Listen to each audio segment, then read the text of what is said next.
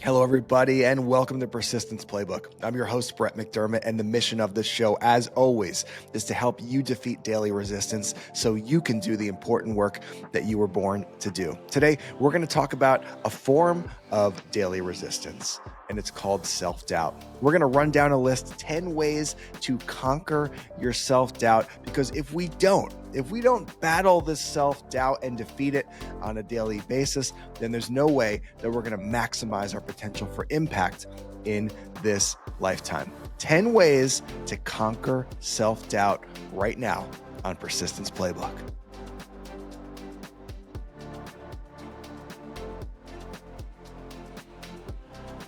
All right, guys, welcome to the show. And today we're going to talk some self-doubt. And listen, it's something that we all deal with. I don't care how successful you are, you've dealt with it. You've dealt with that inner critic, that person inside of your head that just says, you can't do it. You're not good enough. Why are you even trying? We deal with it. It's part of the battle. It's part of becoming our best selves, is defeating, conquering self-doubt on a quarterly, a monthly, a weekly, and a daily basis. It is a foe, an enemy that's not going away. So we need to develop tactics and strategies to consistently defeat self-doubt. So we're going to run down a list. Today's a Persistence Playbook list day. I know we all love our lists. I know I do. Hope you do too.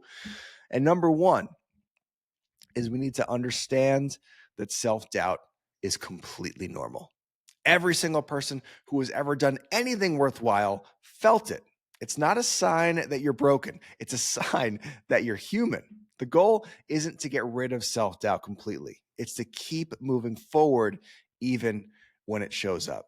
So when that inner critic pops up in your head, don't think that you're strange. Don't get down on yourself. Don't even think that you're a negative person. You're just a person. You're a human being, and self-doubt is just part of this journey. It's part of the experience. So let's normalize it, guys. Realize that it's just part of the experience, and we're going to have to deal with it, and we're going to have to conquer it if we want to be our best selves.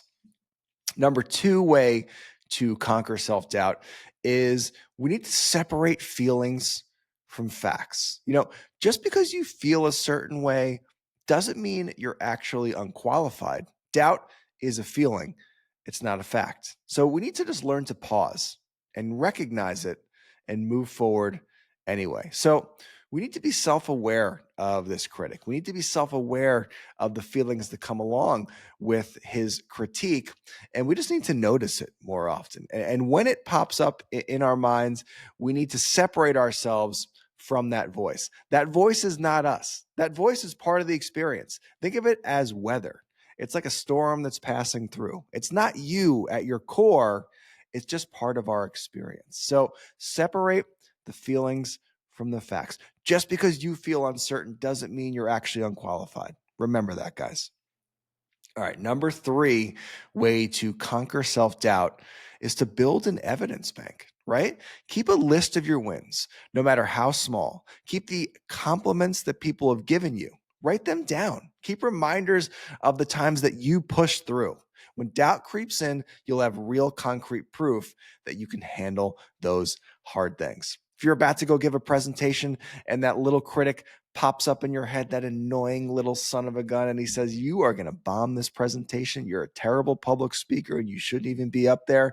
Remind yourself of the times that you have gotten up in front of people and you did well, because they are there. There's an evidence bank of success that most of us don't tap into in every form of life. If you're getting up to bat in a softball game and you're doubting yourself, you're saying, I'm going to strike out. This pitcher has got too much juice. His stuff is just too white hot for me to handle. Realize that that's just your inner critic. It's not you saying that. It's weather. It's passing by. And then remind yourself of a few instances where you got up to bat and you parked it. You smoked it right up the middle for a double, a triple, maybe even a home run. We've got so much evidence, so much on our resume that speaks towards us being completely able of doing the things in our life that we want to do. And we need to call upon those memories, call upon that evidence bank more often, And I love the idea of just keeping a list. Keep a list of your wins. Keep a list of the compliments people give you. These are things that we can lean on in those moments of self-doubt that can completely turn around our energy and help us to take the action we need to take. All right, guys, number 4 is action beats overthinking. One of the best ways to shut down self-doubt is just to take action. Even tiny steps forward build momentum and confidence. Doubt loves when you sit and overanalyze. So remember to just take that tiny step when you can, because doubt hates when you move. And it can just be the smallest step possible. Maybe you're doubting yourself about the new book that you want to write. You want to write a book, but there is this inner critic inside of you saying, you're not a writer. This thing's going to flop. No one's going to read this thing. Don't waste your time. Take action in spite of that voice. Doesn't have to be massive action. Sit down and say to yourself, I'm going to write for 5 minutes. That's enough. And a lot of times after that 5 minutes, you'll keep going, because once you take that little bit of action, the self-doubt starts to dissipate. Those clouds, they start to part ways. The sun starts shining again. Start taking little bitty action in the face of self-doubt, and you'll find the self-doubt starts to go away. All right, guys, number 5 is reframe your inner critic. So what I want you to try is, instead of letting that negative voice crush you, treat it like a challenge. When you hear you can't do this, respond with, let's see if I can prove you wrong. So really kind of separate yourself from that inner critic and think of it as your enemy. Think of it as a villain. Think of it as your biggest rival, right? When you go down to hoop at the local basketball courts and you're feeling good, the crossover is smooth, and you're about to take it to town on some guys, you know there's always 1 or 2 people on the other team that you want to beat more than anyone, right? They are your top rival. Think of the inner critic as that trash talking rival down at the pickup courts. And when you hear them telling you that you can't do something, think of it as a challenge. And then not only that, rebut that challenge with some positivity in your own mind. So when you hear the inner critic say, you can't do that, make sure to actually say to yourself internally right afterwards, oh, yes, I can. I can do that, and I will do that. Just watch me. All right, guys, number 6 way to conquer self-doubt is to borrow belief from others. Sometimes you have to lean on the belief that someone else has had in you. Maybe it's a mentor, maybe it's a parent, a coach, or a friend. Until you build up your own, it's okay to borrow belief while you grow. So when we feel that self-doubt, when we hear it inside our minds, let's remember that person in our lives that truly believes in us and that has told us so for many years. We all have at least one of those people. Maybe it's a parent, maybe it's a brother, maybe it's a friend, a mentor, or a coach.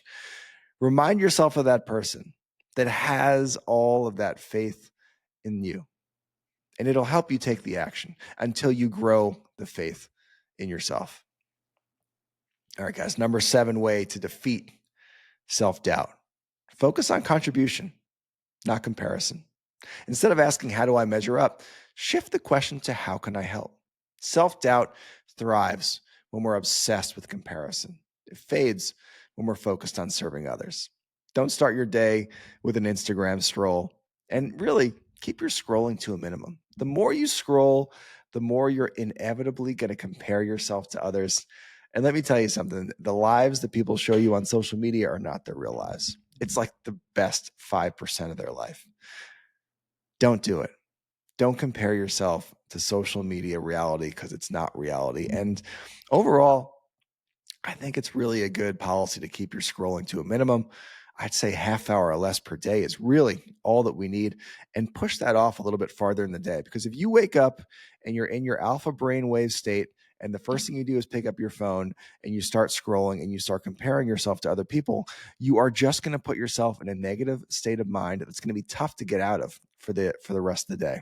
Focus on contribution, what you can do for people, how you can serve others, how you can make other lives better right now, today, in this moment. That's the gift of life, is our ability and our opportunity to serve. It's not the ability to get a million Instagram followers. That's not the gift. I guarantee you get a million Instagram followers, you're probably not going to be that much happier or any happier than you are right in this moment.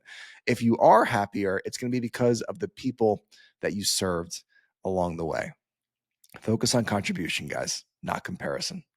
All right, number 8, build an identity based on confidence. True confidence doesn't come from results. It comes from seeing yourself as someone who takes action even when they don't feel ready. Your identity becomes, I'm the kind of person who shows up anyway. That's a powerful affirmation.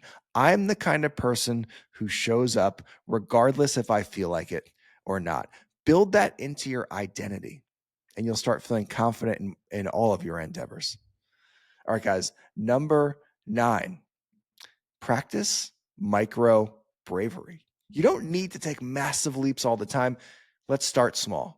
Tiny acts of courage daily, built over time, will reveal real self-trust. Little moments of bravery add up, guys. So I want you to look for those little moments in your day where you feel a little scared. You're not terrified. You're not looking over the cliff, right? You're just a little scared. Maybe you're in the elevator and you want to speak up and say something to the person that you're with. Maybe you like their shoes, but there's a little bit of fear involved in speaking to a stranger. Even if it's something as silly as complimenting their shoes, that's a great opportunity to practice micro bravery. Maybe you're in a meeting and you've got something to say, but there's a little bit of fear in your chest. Another great opportunity to strengthen that courage muscle, to practice that micro bravery. And the more times that we can feel that little bit of fear in our heart, in our chest, but take action anyway, the more confident we are. And the more we'll grow in all forms of life. Let's seek out those little itty bitty fears and let's conquer them as often as possible. All right, guys, number 10. We're already at the end of our list. I'm kind of bummed. I'm having fun with you guys today. Number 10 is to see doubt as a sign that you're growing. And it's true, guys. Self-doubt shows up most when you're stretching, when you're expanding, when you're trying new things. It's not a stop sign, guys. It's a green light. It means you're stepping into a new territory. So be proud of yourself. If you're feeling self-doubt, it means that you are growing, that you are giving it your all. You're trying to be your best self, and acknowledge that it's a good sign. It is honestly a compass. It's telling you that you're headed in the right direction. So see that as a sign that you are growing, guys, and be proud of yourself. Thank you all for being here today. I hope you utilize one or two of these in your day or your week, and you start to conquer that self-doubt, conquer that inner critic, that inner voice that doesn't serve us. See it as the villain, the enemy, the rival that it is. It's not part of you. It's just weather, and it's going to pass, guys. Utilize it, leverage it, lean into it, and defeat self-doubt and become your best self.